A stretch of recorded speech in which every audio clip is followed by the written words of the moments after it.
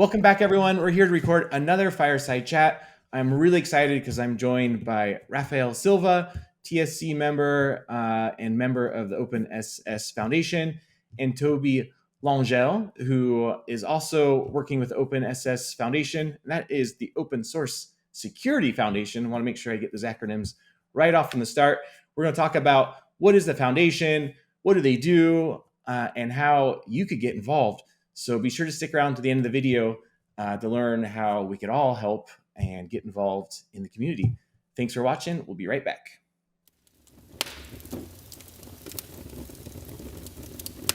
We're back. Welcome, everyone, to another fireside chat. I'm joined by Tobie Langel and Rafael Silva. They're both members of the OpenSS Foundation, so the Open Source Security Foundation. Make sure I get my acronyms right from the start. And we're here to talk about security and ecosystems, specifically in the JavaScript ecosystem. I'm really excited about this topic because the two guests today are kind of hands-on when it comes to what's happening security in the JavaScript ecosystem.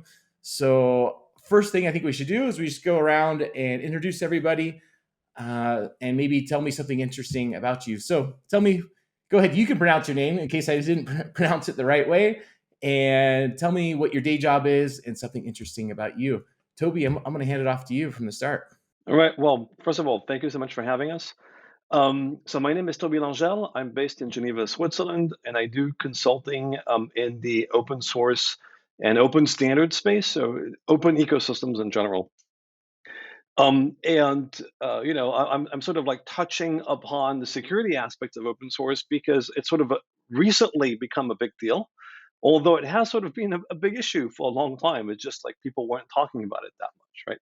So now that everyone's kind of like concerned about the impact of security, like there's a lot more resources and a lot more people being involved. And so as a result, everyone's job that is related to open source touches on security more than it did before. But it's not all of my job. And it also, sort of like has been a background thread throughout essentially like anyone who's been involved in open source or frankly in software in general has sort of like had security in the back of their minds, at least like from time to time, as they sort of noticed the weird practices that were sometimes happening in their environment, right? Yeah, absolutely. That's such the case. So at some point where we are exposed to security, we had to fix things about security. We're hearing about security updates. Like it's just a part of what we do if we work in technology, and just at varying levels of how much people think about it. Can you tell us something interesting about you, Tobie, before I hand it over to?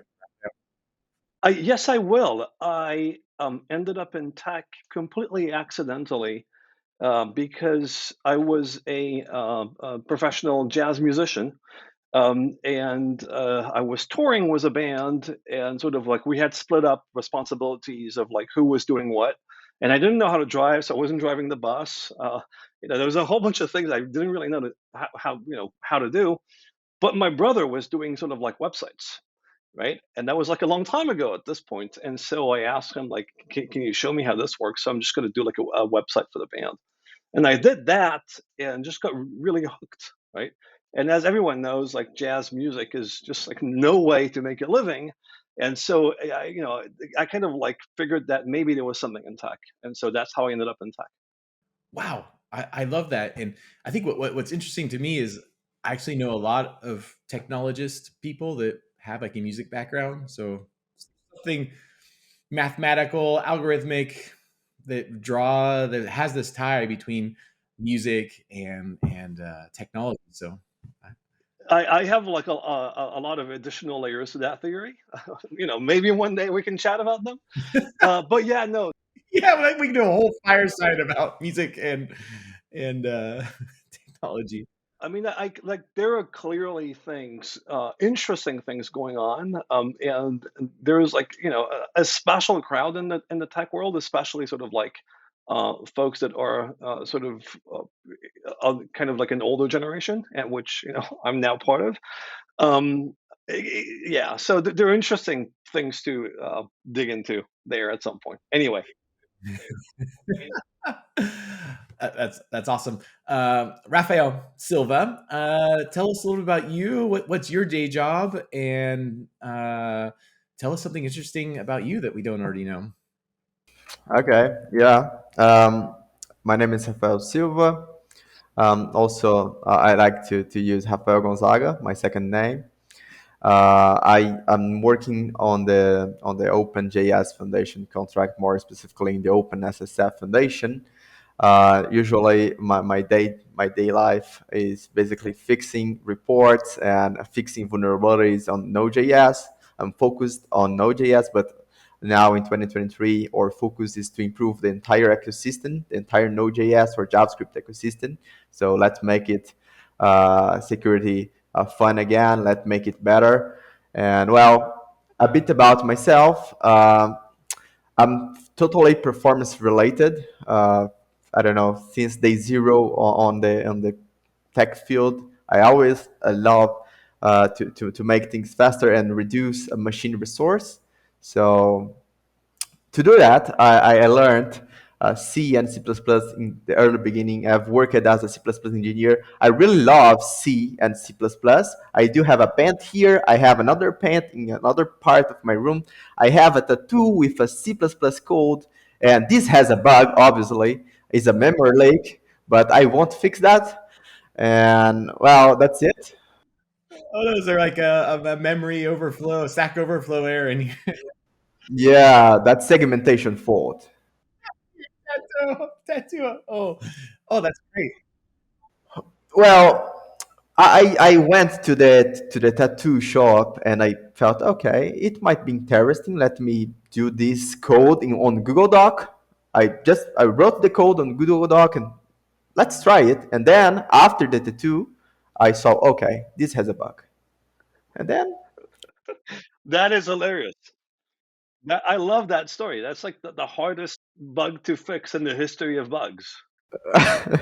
yeah, Great, yeah, that's a firmware bug, right? That you can't fix. It's already been deployed. Yeah, it's what do we call though the human being, like wetware? Isn't that like one way of talking about human beings? It's like a wetware bug. yeah, I don't know if this is called a low level programming or like human level programming or something like that, but I'm very afraid to fix this bug and create a new one with a large part of my arm, you know. So well, I will leave it as is, and nobody cares about it, honestly. They see the code and say, oh, that's awesome, but they don't know about the bug. That's funny, and I'm going to bring that up next time we see each other in person, Raphael, because I never took the time to read the codes. This will be the new the new joke when we see each other. Who could find the bug the fastest? So actually, I got away without introducing myself. My name is Cody Zuschlag. I'm a staff developer relations engineer at NearForm, and I just love talking about technology, learning about technology, and sharing my passion for technology. And I have to say something interesting about myself.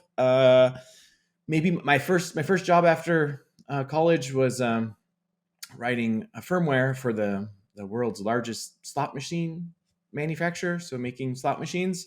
And this was an interesting job, and it's kind of funny because it's like the most regulated industry in the United States, so regulated even more than medical devices. So that was kind of interesting. And people would always ask me, oh, you work there, so like, what's the secret to win in the slot machines? And yeah, don't tell my old employer, but the secret is just don't play, because like they're mathematically proven that you're gonna you're gonna lose over time. Somebody will win, but there's gonna be a whole lot of other people that lose. So I don't know if that was interesting, but that's my little piece of advice. Uh, let's go back to Raphael. Tell us what is the Open SSF, so the Open Source Security Foundation. What is the Open SSF, and what do they do?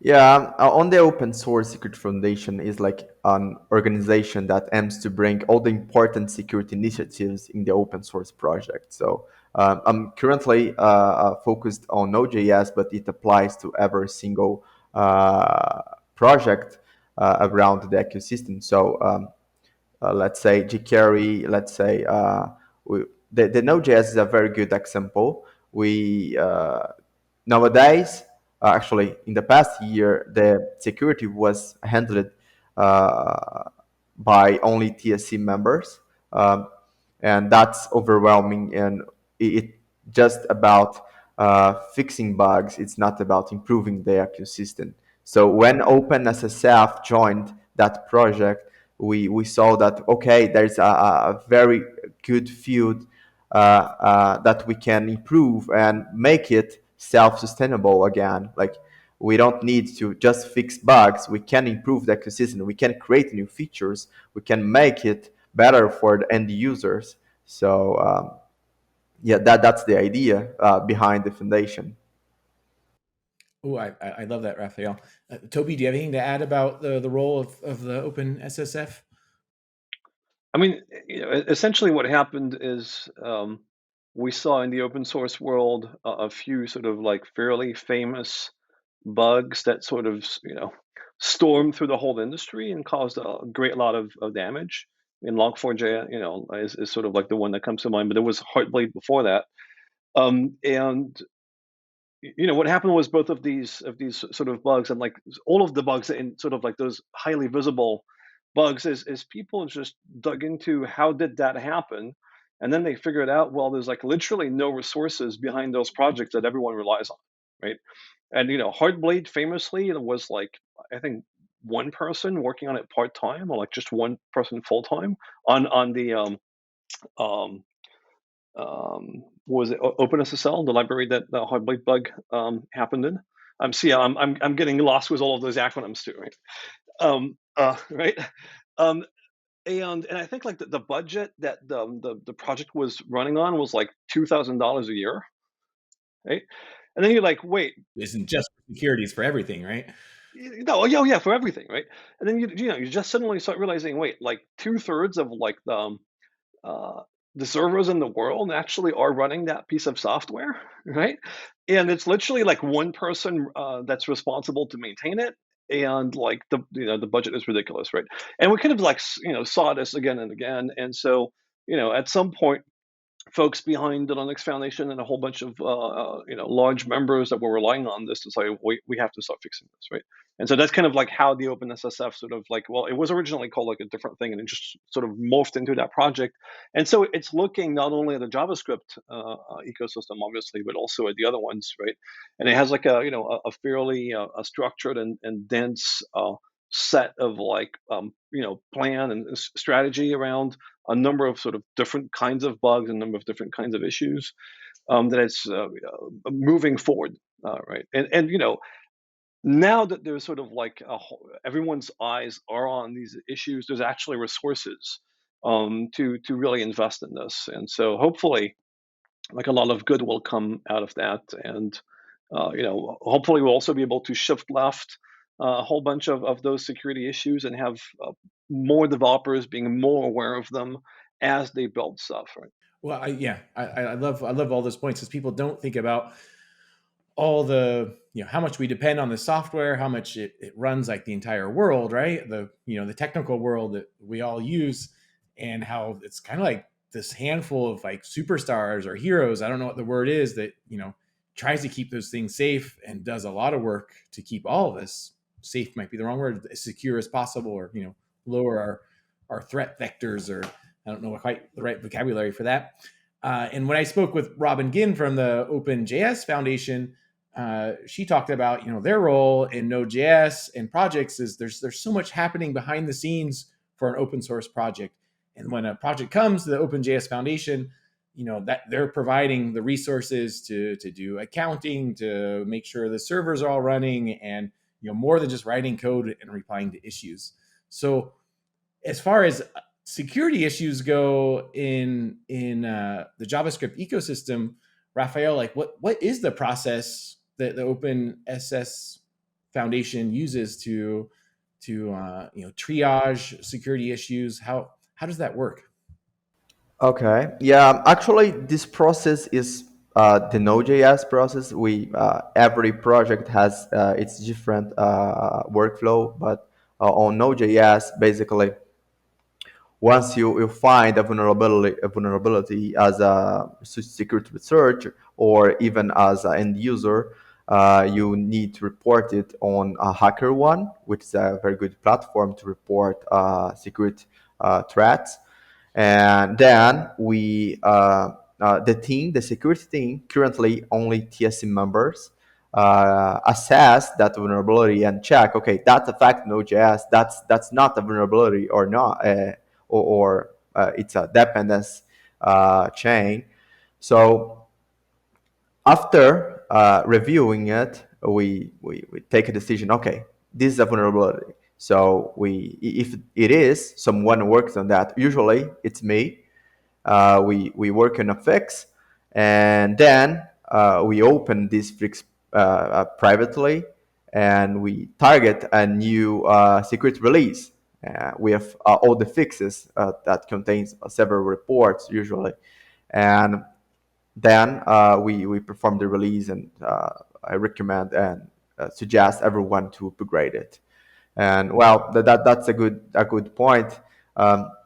Recently, I wrote a package called "Is My Node Vulnerable?" that aims to help developers, because we saw that, okay, we release a secret patch, but it doesn't mean the end user will update it today. They don't know. Like, normally they don't care about it, but they must. And this package aims to be included in the CI, in their CI. So every time you call npx, is my node vulnerable, it will tell you, okay, it's not, it is. And in case we just release a secret patch, this CI will fail, and then it will recommend you to update to the latest version that includes the fix. So that's the idea. I love that. I saw that tweet and I was thinking of all the repos that I've worked in that, GitHub has the little banner at the top. You have security vulnerabilities, and I was like, I'm busy with something else, right? But I love that idea. Break the CI, like force us to go back and fix those things, and think about the security issues. Tobie, how you talked about how security, the security ecosystem is built on the shoulders of just a relatively few individuals. How can people get more involved in either the OpenSS Foundation or security stuff in general? If people want to know more about this subject, what kind of people can get involved, and where can they get involved? So those are excellent questions. I think the OpenSSF website actually has a bunch of fairly a clear sort of like next steps or avenues that you can follow.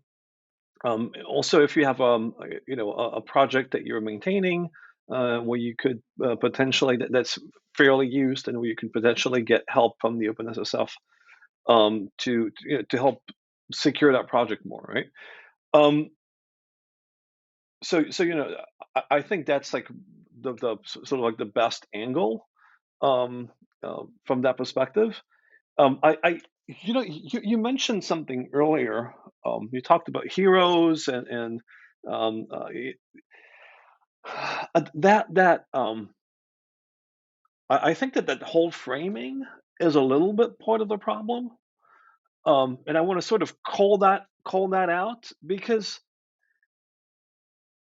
I mean, essentially, when you have like stuff that everyone depends on, right?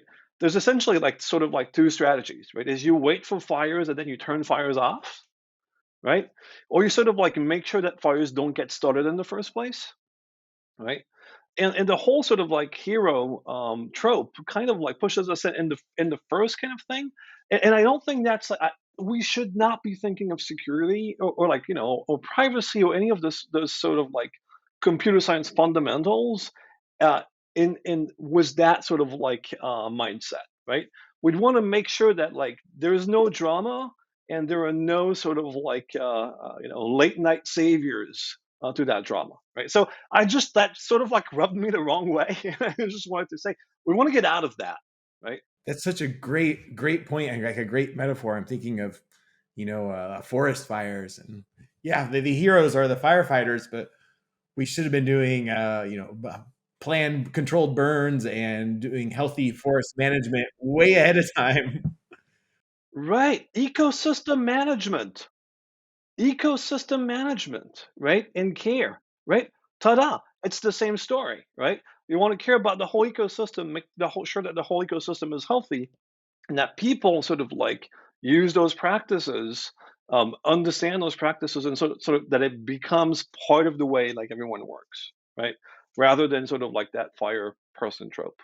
So I love that. Great for calling that out. That's such a great point.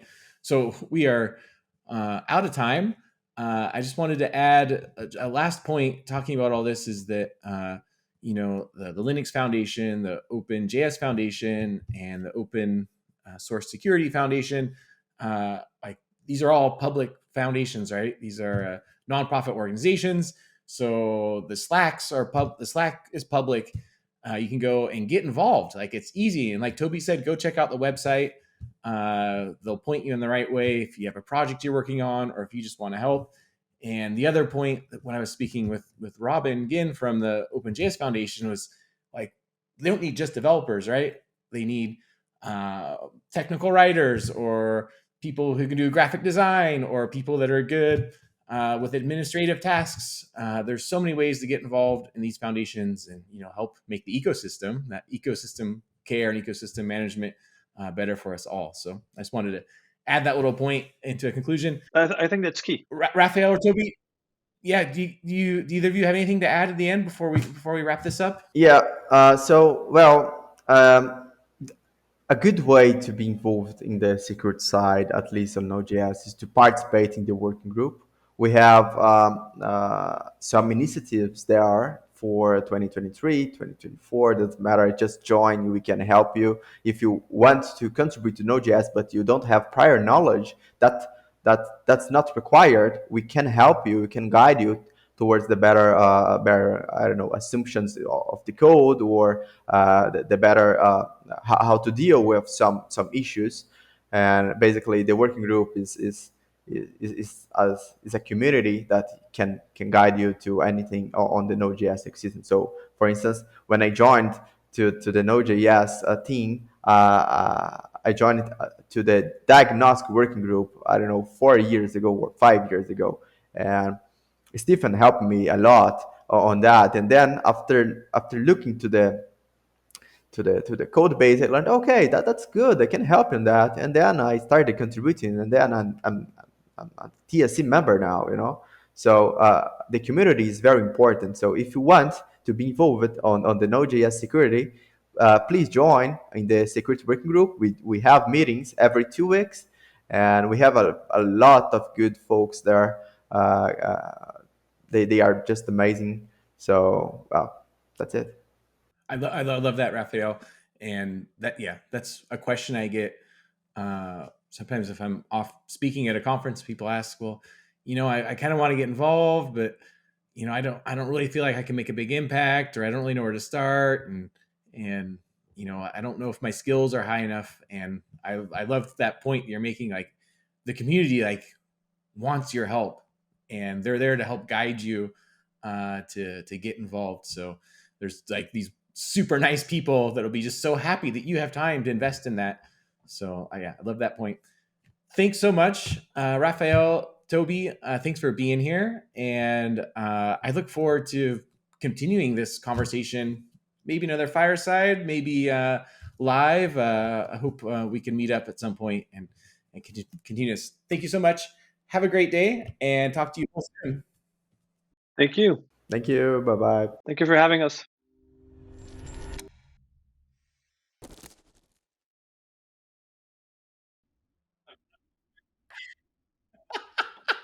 To get started? It's like this. I was like, oh no, I gotta go. I got Come another call. on. Wow. I should be a TV announcer, right? Twitch heads? A Twitcher, yeah. Anyway, shall we?